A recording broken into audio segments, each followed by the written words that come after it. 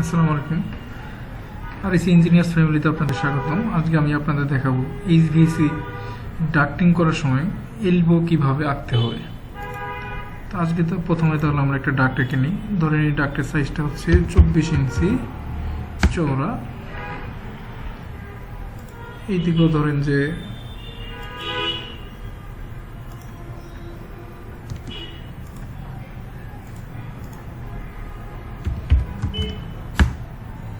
24 ইঞ্চি। তো লেন্থটা দেখেন, এই যে ডাক্টের সাইজটা আমি এইদিক দিয়ে দিচ্ছি 2 ফিট, এইদিকে হচ্ছে 2 ফিট। তো প্রথমে আমাদের দেখতে হবে এই ডাক্টের যে রেডিয়াসটা কত, এই রেডিয়াসটা আপনার জানতে হবে। তো রেডিয়াসের কেরিয়ার হ্যান্ডবুক যারা আপনারা পড়েছেন, ওখানে আপনারা দেখতে পারবেন যে এই যে ডাক্টের এই ডায়ার 4-এর 3 ভাগ, তার মানে 0.75 mm। তাহলে 4-এর 3 ভাগ কত? তাহলে আমরা হিসাব করি। তাহলে 24 ভাগ 4, 6 ইন্টু 3, তাহলে কত? 18। তাহলে আমরা প্রথমে কি করব? এফ স্পেস আর স্পেস 18 ইঞ্চি স্পেস, এখানে একটা ক্লিক করব, এখানে একটা ক্লিক করব। এই যে আমাদের এলবোটা হয়ে গেছে। তো এখন আপনারা তো ভিতরের ইনার সাইডটা করে ফেলছেন, তো আউটসাইডটা 2 সিস্টেমে করতে পারবেন।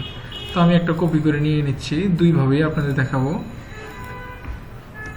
প্রথমত আপনি করতে পারবেন কি, ধরেন এই জিনিসটাকেই অফসেট করে 24 ইঞ্চি আপনি দূরে অফসেট করবেন। তাহলে অফসেট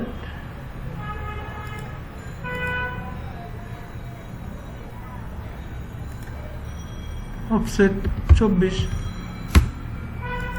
তো হয়ে গেল। তাহলে এই মাথা দুটো আমরা কেটে নিই, আর এই জায়গাতে আমরা এক্সটেন্ড করে নিই।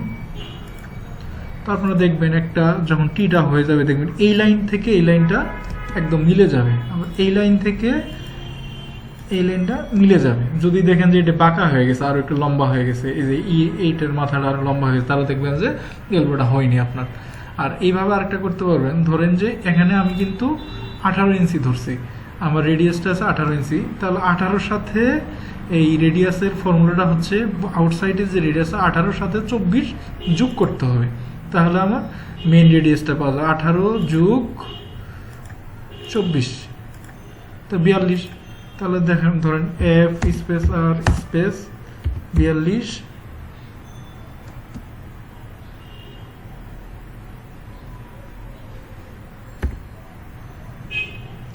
ধরেন এফ স্পেস আর স্পেস 42 ইঞ্চি। এখানে তাহলে এখানে এখানে দেন একদম মিলে গেছে। এটা আমি বলছিলাম যে এই মাথা আর এই মাথা যখন মিলে যাবে, তার মানে আপনার টিটা হয়ে গেছে।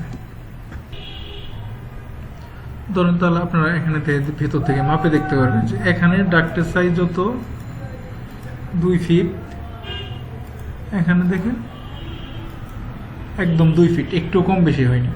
আপনার ফ্লোটা তার মানে একদম ঠিক থাকবে। আশা করি সবাই বুঝতে পারছেন। নেক্সটে আমি আপনাদের দেখাবো কিভাবে টি মেজারমেন্ট করতে হয়, যেরকম টি কিভাবে করতে হয় এরকম আমি দেখাবো। এর স্ট্যান্ডার্ড সাইজটা কি, কিভাবে আপনারা এই এলবোটা করবেন, তারপরে এই রিডিউসারটা কিভাবে করবেন, করে একটা স্ট্যান্ডার্ড করে একটা টি কিভাবে আঁকবেন, অটোক্যাডের জন্য ড্রয়িং করবেন। তো যারা এখনো আমাদের চ্যানেলটি সাবস্ক্রাইব করে নিয়েছে, সাবস্ক্রাইব করে নেবেন এবং বেল বাটনটিতে ক্লিক করে রাখবেন। আসসালামু আলাইকুম।